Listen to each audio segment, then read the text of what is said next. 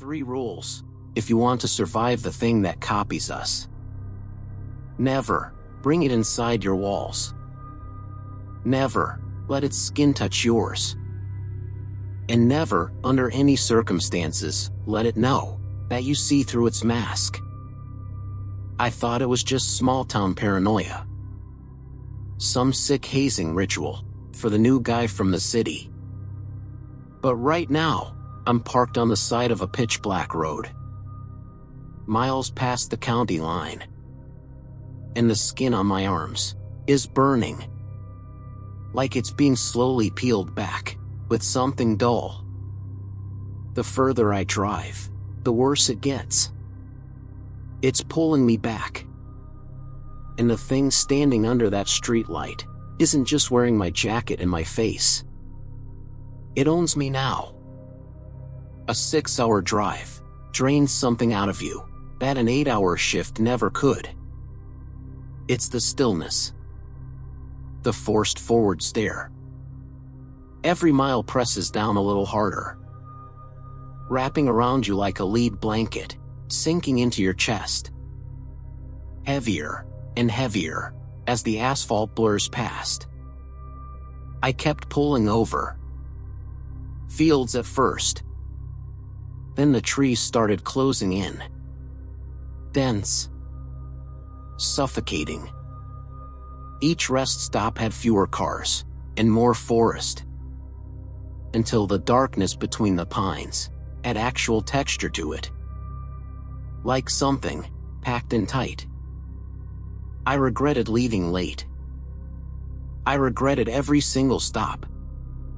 By the time my tires crunched onto the driveway, the sun was completely gone.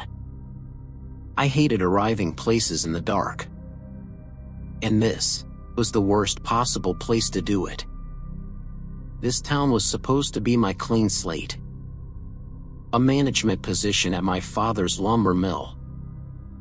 A quiet place to finally write. Instead, weaving through these pitch-black, winding neighborhoods just left me feeling untethered. Bleak.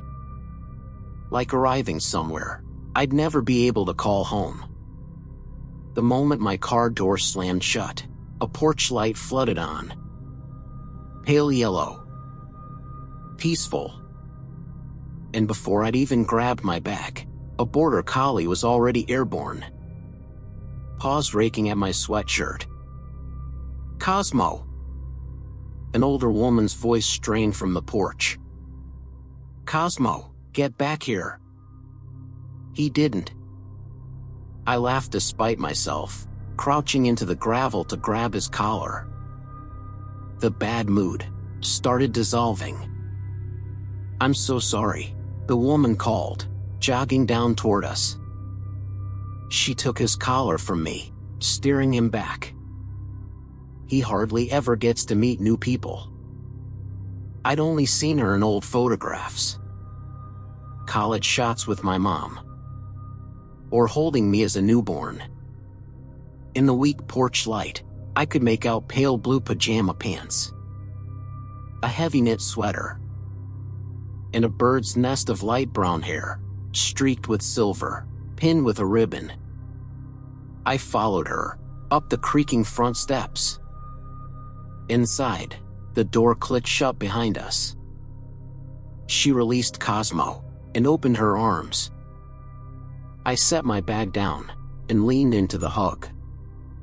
She smelled strongly of dried lavender, and something earthy. Damp soil, maybe. Or wood. Her frizzy hair tickled my ear. I'm so glad you made it. I was worried about those winding roads at night. I waved her off. Had GPS, impossible to get lost. Oh, you city kids and your gadgets. She showed me the guest room first. Pristine. Sheets tucked tight like a hotel. Completely bare, except for a rocking chair. A bedside table with a lace doily. And a large mirror, positioned directly across from the bed. I dropped my bag on the floor and looked at that mirror longer than I needed to. Then, coffee. The rich, bitter scent filled the kitchen the moment she put the pot on.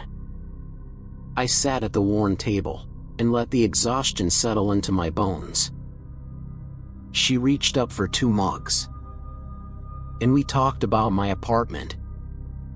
A few more days before it'd be ready, which was when the moving truck was arriving anyway. She made a joke about using my furniture as lawn decorations. I laughed.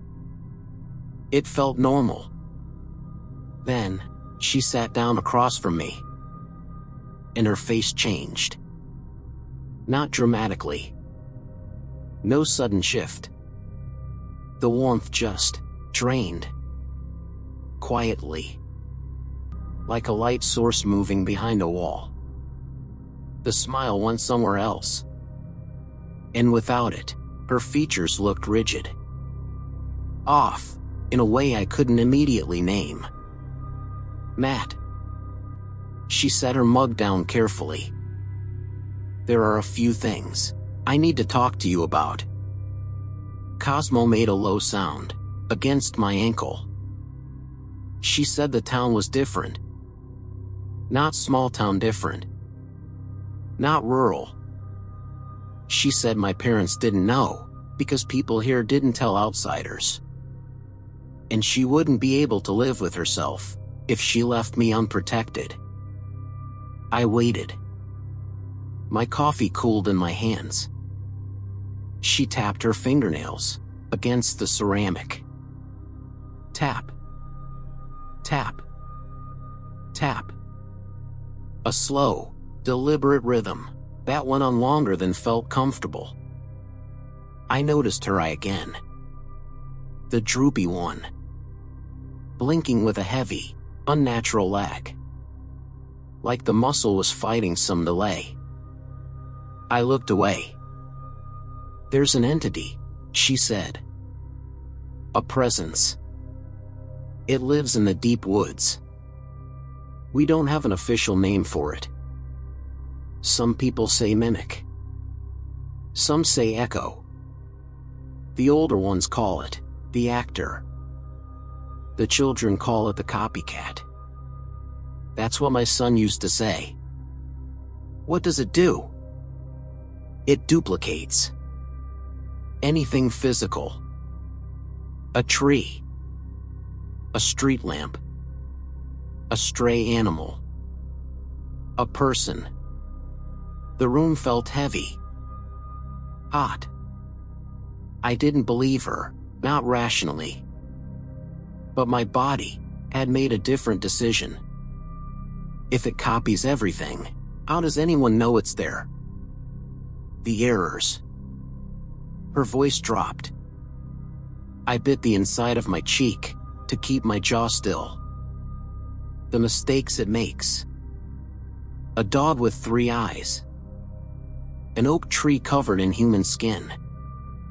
It doesn't always understand the anatomy of what it's trying to be. But it's been learning. Getting better with time. What happens if you break the rules? Something heavy moved across her face. She pushed her mug aside and wrung her hands together on the table. A few years ago, there was a family a couple streets over. The wife broke a rule. Whatever you do, if you encounter it, you act normal. You play along. You satisfy its presence. If you acknowledge what it is, if you show it that you know, you give it permission. Cosmo whined and pressed against my ankles. Trembling. His cold nose nudging my shin. Permission to do what, Joan? She shrugged. Her brow folded into deep creases. We don't know. No one witnessed it except her husband. And he never recovered enough to speak. All we know is that when the sun came up, there were 2 daughters in the house, instead of 1. And when the mother told the second one, that it wasn't her child. She shrugged again. Whatever it did to her, it left a catastrophic scene. The whole town smelled like rotten meat for 3 weeks. Jesus. I leaned back in my chair. For a local myth, this was vivid. Detailed. Either she was completely untethered from reality, or this place had swallowed something real a long time ago, and just kept living around it. She held up one finger. Don't bring it inside. A chair on the side of the road that feels wrong. A shivering stray dog. Someone at your door at 2 a.m. who looks like an old friend. Once it's inside, it can become anything inside. Second finger. Never touch it. Never let it touch you. It studies through contact. If it breaks your skin, it can duplicate you. And if it does, your tether to the outside world is severed. You can never leave this town. She extended a third finger. And her eyes, those light, delayed eyes, locked directly onto mine. Absolute. Freezing. Never let it know that you know what it is. Cosmo exploded. Barking. Spinning. Launching himself into the hallway walls. Snapping at empty air. My heart hammered. I stared at Joan. She didn't look at the dog. Didn't turn her head an inch. Just kept her eyes fixed on my face. Reading it. Dissecting it. Checking whether I believed her. I laughed. It came out hollow. I think I need to turn in, Joan. Can we finish this in the morning? She nodded. And just for a moment, something like disappointment crossed her face. Like I'd failed some hidden exam. She gathered my nearly full cup of cold coffee, and her own. Of course, sweetheart. Sorry to spook you on your first night. Get some rest. Cosmo, lay down. He didn't. He backed into the doorframe, still snarling. Sleep was impossible. The guest room that had seemed neat now felt like a cell. That mirror across from the bed caught my reflection every time I shifted. I thought about what my grandmother used to say. About mirrors facing where you sleep. About things that can wear your face. Joan's rules kept running loops in my skull. What if she wasn't crazy? What if the rocking chair in the corner was it? The mug I'd drunk from? The bed itself? If this was how she lived every single day, it was a kind of hell I couldn't imagine choosing. I finally drifted into something shallow and fractured. It felt like 20 minutes before my eyes snapped open. My skin cold with sweat. Cosmo was screaming somewhere in the dark house. Not barking. Screaming. Frantic. Sustained. I waited for Joan's footsteps. For her voice telling him to stop. The house stayed silent. Just the dog. The floorboards groaned under my weight. I walked to the bedroom door and stood with my hand on the knob for a long moment. Thinking, what if this door is the thing? That was insane. I was being pathetic. I pulled it open. The hinges screamed. A dark shape came tearing down the hallway toward me. I stumbled back, hand flying to my chest. Until it resolved, in the weak light, into Cosmo. Hyperventilating. Trembling so hard his teeth clicked. He spun once at my feet, and then bolted for the kitchen. I followed. The kitchen was pale and cold. Moonlight pouring through the skylight, painting everything in stark white and shadow. I blinked, adjusting. Stove clock, 1:22 a.m. My eyes went to the fridge. The family photos looked wrong in the dark. Distant. Uncanny. I moved closer. Joan holding her son as a kid. College photos with my mom. She looked happy. Her eyes were dark brown. Deep, solid brown. I figured they just photographed darker than they looked in real life. Or maybe irises lighten with age. Or maybe whatever caused that drooping lid had changed the tissue somehow. I looked at a more recent photo. Joan in this exact kitchen, taken maybe a year ago. Silver hair. Wrinkles. Dark brown eyes. Both of them. Perfectly level. No droop. No lag. My eyes found the slip of white paper, tucked beneath the strawberry magnet. With shaking hands, I pulled it free. "Hi Matt, if you're reading this, your mother must have gotten in touch. I'm so sorry, I had to run out unexpectedly. My friend's basement flooded and I had to help her. I'll be back first thing in the morning. Help yourself to anything in the kitchen, regular coffee for you, tea in the cupboard. Sorry again. See you tomorrow, Joan."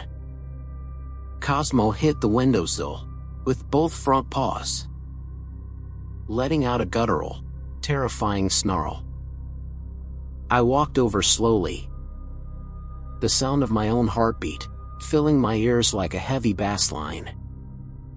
Under the amber hum of the streetlight, a figure stood at the edge of the property. Perfectly still. Staring directly up at the kitchen window. I leaned closer to the cold glass, gripping Cosmo's collar. It raised its arms, waving them back and forth in a wide, bizarre mockery of a friendly greeting. A massive smile was cut into its face. Structural. Identical to the one Joan had worn at the kitchen table. Its legs were splayed at an impossible angle, like a newborn calf on ice. The eyes sat too low, pushed down near the cheekbones. Every proportion slightly wrong, like a drawing made by someone who had seen a person once, from a distance, and was working from memory. But the hair was mine. The denim jacket was mine. The sneakers. The watch on the left wrist. And it was looking right at me, through my own eyes. I drove. Didn't grab my bag. Didn't lock the door. By the time the panic thinned enough for a coherent thought, I was already miles past the town limits, pushing into the absolute dark. Then I hit the winding forest roads. And something happened that I don't have clean language for. The fear didn't decrease. It amplified. Not like panic, like a signal. The kind a body sends when something it's fused to starts tearing away. Every mile I put between myself and that valley, the worse it became. Blinding. Suffocating. It felt like descending into a place below reality. Like the world losing its edges. Like skin being pulled from muscle, slow and methodical. It feels like if I cross the county line, the universe will simply erase me. My hands are shaking so hard, I can barely hold the wheel. And they won't let me keep driving forward. The thought of turning around, pulling back into that town, climbing into Joan's neat guest bed, It floods me with something indistinguishable from relief. Warm. Total. Like a hug from my mother, after the worst day of my life. Like home. My knuckles lock on the steering wheel, and my arms twisted hard to the left, heading back into the valley. I'm turning around now. I know the truth. I don't think I'm ever going to leave this valley. Just like it said. But if someone ever sits you down and tells you the rules of a place, listen to them. And if you can still drive away, don't stop for anything.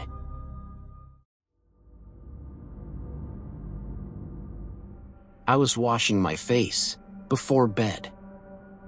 Leaned over the sink. Cold water. The kind of routine you do without thinking. I straightened up. Looked in the mirror. And my reflection didn't move. Not for 1 second. Not for 2. It just stood there. Hands at its sides. Water dripping from its face. Looking right back at me. Waiting. Then, it caught up. Like it had been somewhere else. Like it had been doing something else, and came back just in time to pretend it had been there the whole time. I've been standing in the hallway, outside that bathroom, for 40 minutes now. And I'm trying to figure out when exactly something started wearing my face. I want to be upfront about something. I'm not someone who scares easily. I'm 6 feet 1 inch. I lift 4 or 5 times a week. I work in logistics management. Spreadsheets. Supply chains. Numbers. My whole career is built on the idea that if something doesn't add up, you trace it back until it does. So when I tell you, I've been sitting on this for 3 weeks, because I couldn't find the words, understand what that means, for someone like me. This happened in early October. About a month after my girlfriend Megan and I moved into our new place in Columbus, Ohio. We'd done everything right. Saved aggressively. Pooled our money. Got a little help from both families. Put a down payment on a condo in one of those newer high-rises near the short north. Top floor unit. 18th floor. The building sits in the middle of a large residential complex. Manicured green space. Warm amber path lights. The kind of place where, 5 minutes from downtown, you genuinely cannot hear street noise. Not a sound. We'd been so wrapped up in the move that we hadn't even told most of our friends the new address yet. No housewarming. No visitors. We figured we'd do something proper once we were settled. Nobody knew we were there. That matters. It was a Friday night. Maybe 8:30 or 9 p.m. Dark outside. We'd just finished dinner. That comfortable, half-dead state after a long week. TV on. Neither of us really watching. Then, we heard someone shouting from outside. A man's voice. Deep. Muffled by distance, and 18 floors of air. But if you concentrated, you could make out words. Megan's name. Her full name. Not a nickname. Her full name, the way someone says it, when they actually know you. She got up and went to the balcony. Our unit has one of those open layouts. Living room flowing straight into a wide balcony, through a sliding glass door, we usually kept open for the breeze. I followed her out. 18 floors below, the courtyard was quiet, under those amber lights. And standing in the middle of the green space, too far down to see a face, was a man. Tall. Broad-shouldered. Head tilted, straight up toward us. Completely still. The second I registered that stillness, he moved. Not walked. Not jogged. Launched. Like something released from tension. One moment standing in the center of the courtyard, the next a blur, crossing the distance to our building's entrance, in what felt like 3 or 4 seconds. I heard the lobby doors bang open, from 18 floors up. Megan grabbed my arm. Her hand was cold. "Did you recognize him?" She shook her head. Voice barely a whisper. "We don't know anyone in this building. We haven't even told people we moved." She was right. Our close friends still thought we were at the old apartment, across town. Nobody had this address. Nobody should have known her name. I told her to go to the bedroom, and lock the door. She listened. That alone told me how scared she was. I sat on the couch, and watched the front door. 7 minutes. 8. Nothing. No knock. No sound in the hallway. The motion sensor lights outside hadn't triggered.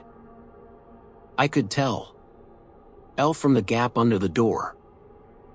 Whatever was out there wasn't moving. I opened the door an inch and listened. Silence. I leaned out. The corridor was empty, in both directions. I figured, I'm already out here. Might as well check the elevator. Make sure nothing's on its way up. I told Megan to deadbolt the door behind me. She started to protest, but I'd already pulled it shut. That heavy security door slamming echoed down the hall. It triggered every motion light on the floor, at once. And in that sudden flash of light, out of the corner of my eye, I saw something. In the emergency stairwell doorway. A shape. There, and gone, in under a second. I crossed the hall in 4 steps, and yanked the stairwell door open. Empty. The concrete shaft running up and down, in silence. Not a sound. Not a footstep. Nothing. I told myself I'd blinked at the wrong moment. That the sudden light had done something to my eyes. The elevator panel read 8. The floor it defaults to an idle. It hadn't moved. Which meant, if he was in the building, he'd climbed 18 flights of stairs. So, I went to meet him. Floor by floor, I came down through that stairwell. Every landing, empty. Every corridor, empty. I made it all the way to the lobby. And stopped. The lobby is normally busy at that hour. Concierge desk. Seating area. Residents coming and going. Every light was off. Not dim. Dark. No concierge. Not a single person. I pushed through, into the courtyard. Also empty. 8:30 on a Friday, in a complex of several hundred units, and not a single person. No dog walkers. No couples on the benches. The amber path lights, buzzing quietly over nothing. I walked to the spot, where I'd seen the figure standing. Looked up at our building. I could see our balcony light on. The warm glow of the living room behind it.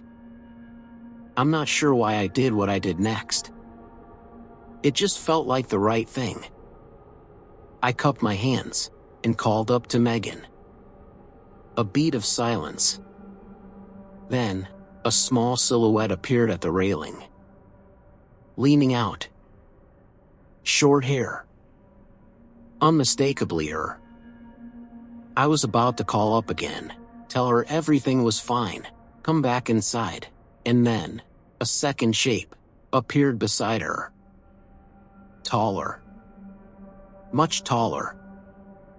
Leaning out over the railing, looking down. I couldn't see a face from 18 floors below. But the height, the shoulders, the build. It looked exactly like me.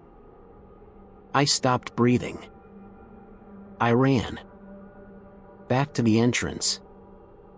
Through the stairwell. 2 and 3 steps at a time. Lungs burning. Didn't stop until I hit our floor. I jammed my key into the lock. The door opened from inside. Megan. Looking at me like I'd lost my mind.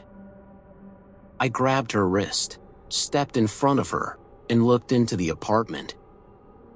Living room light on. TV still going. No one on the couch. No one in the kitchen. I went room by room. Every closet. Under the bed. The balcony. Nothing. I told her what I've seen. Someone standing on our balcony, right next to her. She stared at me. What are you talking about? I've been alone this whole time. I deadbolted the second you left. I didn't open the door for anyone. There was no one on that balcony with me. I went out there by myself when I heard you call. We argued about it. Quietly. The way you do when you're both scared, and neither of you has anything solid to hold on to. She was certain.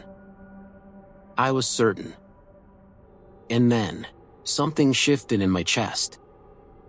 The kind of realization that arrives slowly, and then all at once. Like cold water, filling a room. The figure in the courtyard. Tall. Broad. My height. My build. The shape in the stairwell doorway, there and gone in a flash of light.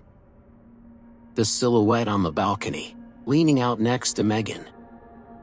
Every single one of them. My proportions. We didn't sleep that night. I've been turning this over for 3 weeks. And every time, I get to the same wall. Megan was inside the entire time. The elevator hadn't moved. The stairwell was empty every time I checked. The lobby was dark and completely abandoned at 8:30 on a Friday. The courtyard was empty. And whatever was standing next to my girlfriend on that balcony looked exactly like me. I've read about doppelgangers. I know what folklore says. I know what a rational person is supposed to do with information that doesn't fit any framework they have. I'm supposed to find the explanation. I can't. I'm posting this tonight because something happened an hour ago that I haven't told Megan yet. I was in the bathroom, washing my face before bed. One of those moments you stop noticing. Just water, a sink, your reflection. I straightened up. Looked at the mirror. There was a 2-second delay. My reflection paused. Hands at its sides. Water still running down its face. Looking back at me, before it moved. Before it caught up. Like it had been somewhere else. And came back. I've been standing in the hallway, outside the bathroom, for 40 minutes. And I keep thinking about something I don't want to think about. How long has this been going on? Not just tonight. Not just 3 weeks ago in the courtyard. How long has something been moving through my life, wearing my face? Standing where I should be standing. Looking like me, to everyone who looks. I've spent 3 weeks trying to be rational about this. Trying to find the logical framework, the supply chain explanation, the number that traces back to something real. But the truth is, I'm scared. Not the kind of scared that passes. Not the kind that dissolves in the morning, with coffee and daylight. The kind that makes you realize something is wrong with the world, at a level you can't fix. That something has been close to you, inside your home, inside your reflection, and you never noticed. And the worst part, the thing I can't stop coming back to. If it looks exactly like me, how would anyone know the difference? How would Megan know the difference? I'm going to tell her tonight. When she wakes up. I don't know what she'll say. I don't know what I want her to say. But I know I can't keep standing in this hallway, pretending the mirror is the problem. The mirror isn't the problem. If you've experienced something like this, not a story, not a thought experiment, something that actually happened, I need you to leave a comment. I need to know if this is something that exists in the world. Something with a name. Something that ends. Because right now, it doesn't feel like it ends. It feels like something that's been here the whole time. Waiting for me to notice.